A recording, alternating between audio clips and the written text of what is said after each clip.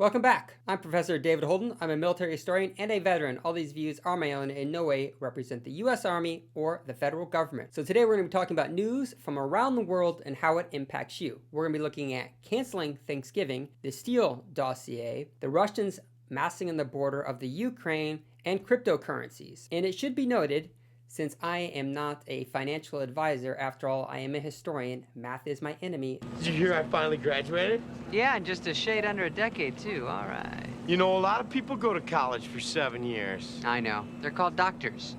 This is for educational purposes only. Let's get to it. So let's talk about canceling Thanksgiving. Now I should tell you, I'm not an apologist. I'm not a revisionist of history. I'm a realist, through and through. Black Lives Matter put out a tweet, see here, that you could click on to see which stolen land that you are on now. In fact, some colleges are already trying to cancel Thanksgiving. From around the country, there's probably a half dozen. They're looking at ways already to talk about transitioning Thanksgiving to Indigenous Peoples Day. So I would like to correct Black Lives Matter. The land that we're all on now wasn't stolen. It was conquered. Just like every other nation on planet Earth conquered the land in which they now inhabit. This is History 101. There were Indians that stole hunting lands from other Indians. And if it wasn't the British that ended up conquering America through the colonists that originally landed here in 1620, it could have been the French, or the Portuguese, or the Spanish, or the Mexicans. Somebody would have conquered them at some point. It just happened to have been the British. Think about it this way. The Sumerians established the first written language in 3000 BC.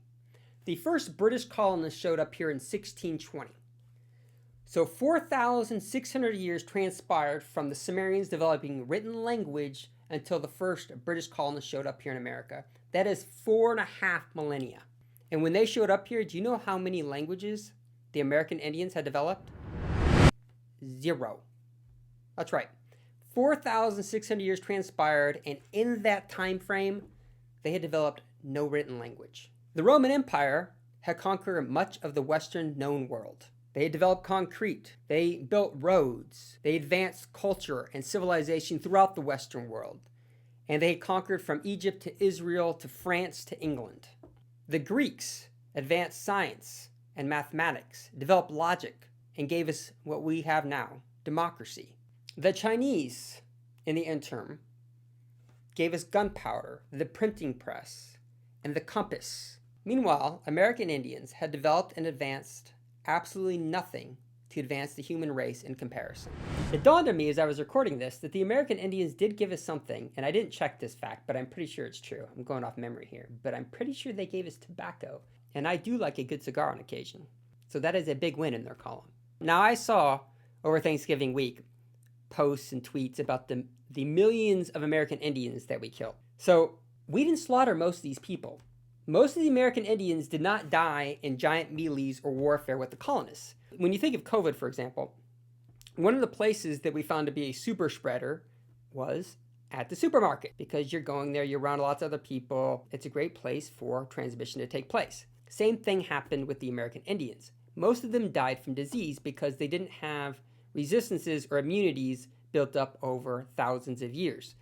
And so when they came in contact with the Europeans, they had no resistance, no immunities to European diseases and viruses, and thus when they met and they traded with Europeans, they'd go back to their tribe and then spread those diseases and viruses, and that's what wiped out many of the American Indians, not warfare. However unpalatable this might all sound to you, this is what people do, whether it's a clan, a tribe, a chiefdom, a state, or a nation state. They conquer. And if you think this is just something that happened hundreds of years ago to American Indians and nobody else, you're dead wrong. Because right now, and we'll get to this later in the video, there are probably about 100,000 Russians massed on the Ukrainian border, and guess what? They're not going to steal land. They're probably there to conquer. Doesn't make it right. It's just the way the world works. So let's talk about the Steele dossier. Now, for the last several years, this is all you heard about in the liberal news. I remember, because I like to check multiple news sources, I'd go to MSNBC and you see Rachel Maddow, or you go to CNN and Don Lemon, and they were always talking about this dossier. As we find out now, the dossier was largely funded through the Hillary Clinton campaign, and they hired an ex-British spy, Christopher Steele, who then worked with some other figures to develop this dossier. in an effort to undermine Trump's presidency. And I have to admit, they seem to have been fairly effective because for years, this is all you heard in the news. It was almost daily. Even my liberal friends were constantly talking about the Steele dossier and the alleged contact between Trump and Russian prostitutes and the collusion between Putin and Trump. And in many of the videos, Putin and Trump look really buddy-buddy, and so they would just point to that as another example that you can see that Trump is certainly guilty here. Well, come to find out, it was all a big lie. How much we hear that this has been verified and the facts had checked out, it was all lies. But you don't hear the liberal news media talking about how this has largely turned out to be false. In fact, nothing that was alleged in the Steele dossier has been collaborated. Nothing. And this is a problem we have in America, and this is just one more dagger to the heart when it comes to trusting your media.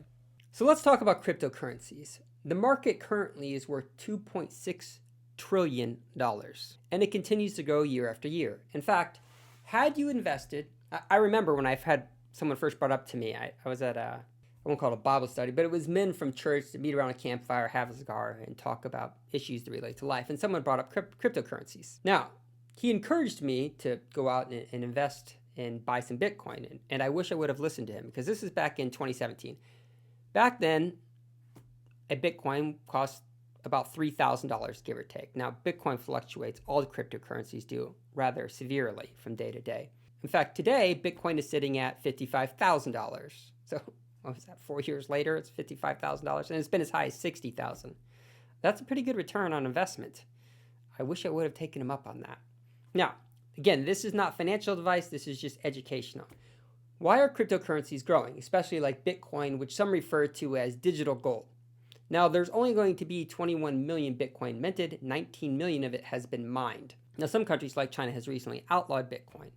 Why do they do that? Because they see it as a threat. In fact, Hillary Clinton the other day mentioned Bitcoin as a threat to the nation state. Hope nation states start paying greater attention to is the rise of cryptocurrency. Because what looks like a very interesting and somewhat exotic effort to literally mine new coins in order to trade with them has the potential for undermining currencies, for undermining the role of the dollar as the reserve currency, for destabilizing nations. Now, the reason they're doing that is because it's outside of their control.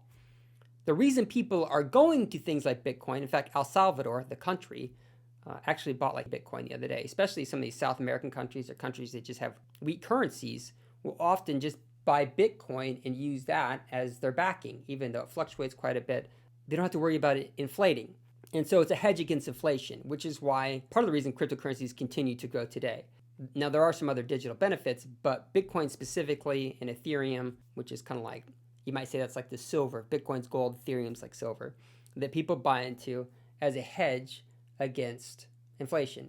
If you're putting money into cryptocurrencies, it's like speculating today, but it's becoming ever more popular in the world. In fact, I was at the gym yesterday, and I was on the elliptical machine, but up there on the TVs, I saw Formula One racing. Not something I would watch, racing. How boring is racing? But in Formula One racing, I noticed as he was going around track, there was Crypto.com plastered everywhere. And the reason I bring that up is Crypto.com just bought the naming rights to the Staples Center, the sports arena, for a deal worth $700 million, and they're renaming it Crypto.com. So do I think crypto's going away? Probably not. Our government's trying to regulate it. Some are buying into it. So this is not financial advice. This is just educational. But if you got the spare money and you got nothing to lose, you can download the Crypto.com app, or go to like Coinbase is another popular one. Is it worth putting $1,000 into Bitcoin and sitting on it for a few years? It probably might be worth it if that's something that interests you. But just be forewarned, it's not backed by a bank. It's not backed by the federal government, so it can all disappear. So the Ukraine is one of those places you just don't want to ever live. It's like the highway to hell. It doesn't matter if it's the Russians going towards Europe or the Europeans invading Russia. You're like the land bridge between the two, and you're always getting run over. In fact, even the Mongols, I think in like the 12th or 13th century, went through that direction on their way to Eastern Europe and the Baltics. During the 18th and 19th century, the Habsburg Empire and the Russians controlled the Ukrainians, And then in the, I believe, 1919, the Ukrainians finally gained their independence, only to have it reconquered by the Soviets in 1922. Now, after it was reconquered, there were a lot of Ukrainians that were real fond of living under the Soviet Union under Stalin. Who can blame them, right? Stalin, threatened by revolts, decided to do something about the Ukrainians. And so what he did is he confiscated their food. All of it.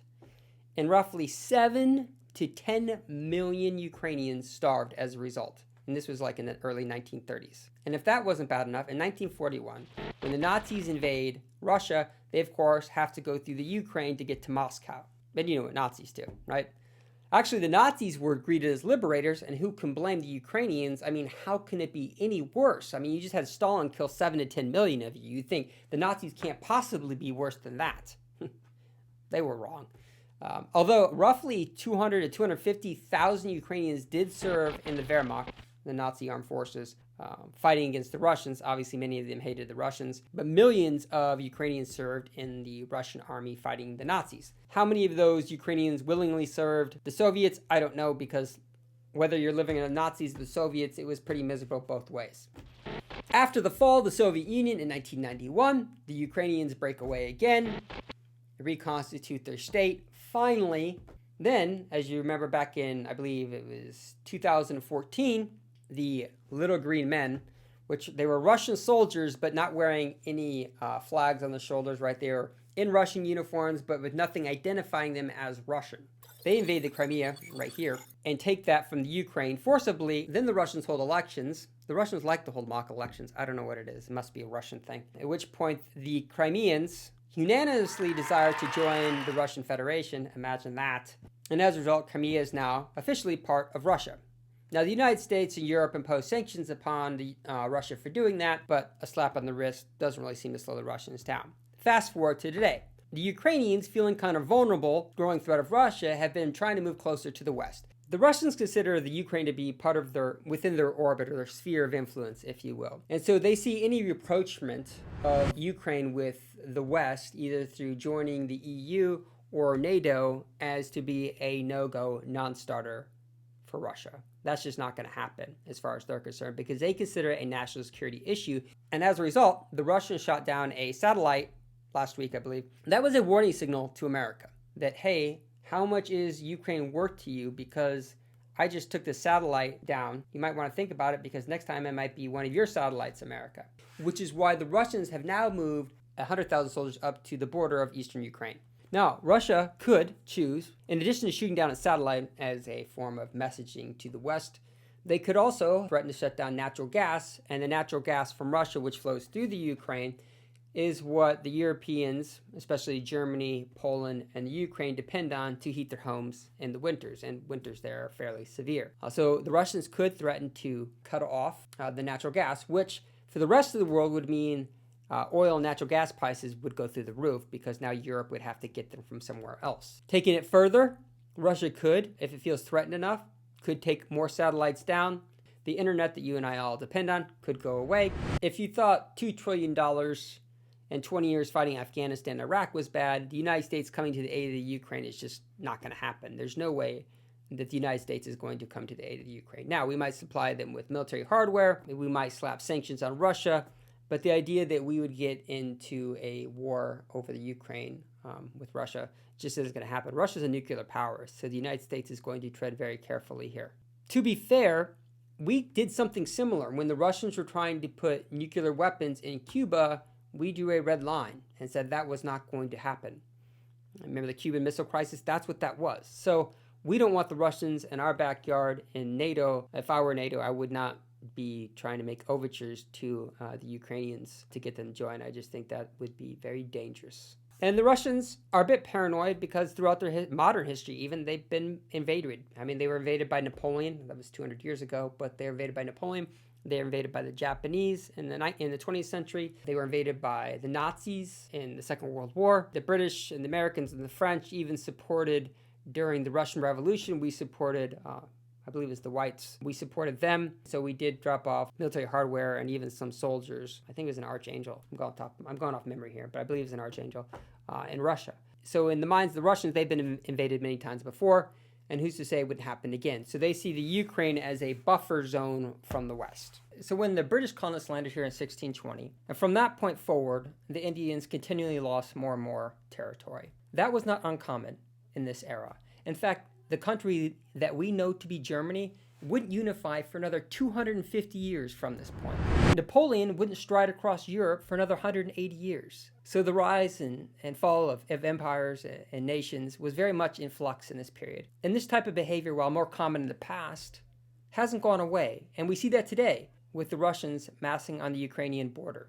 But what is interesting is how Black Lives Matter is trying to make this about justice, when in reality it's about power and identity politics, masquerading as justice. It's unfortunate the Ukrainians are a pawn in this game of real politics, but that is the world in which we live in. And I could even go further back in history to give more examples, all the way back to the Athenians and Spartans and the Peloponnesian Wars, but I won't do that this time. I had a friend tell me to try to keep these under 15 minutes. If you'd like to support me, you can do so at davidwholden.com, links down below, or at Patreon. Thank you for watching. Have a good day.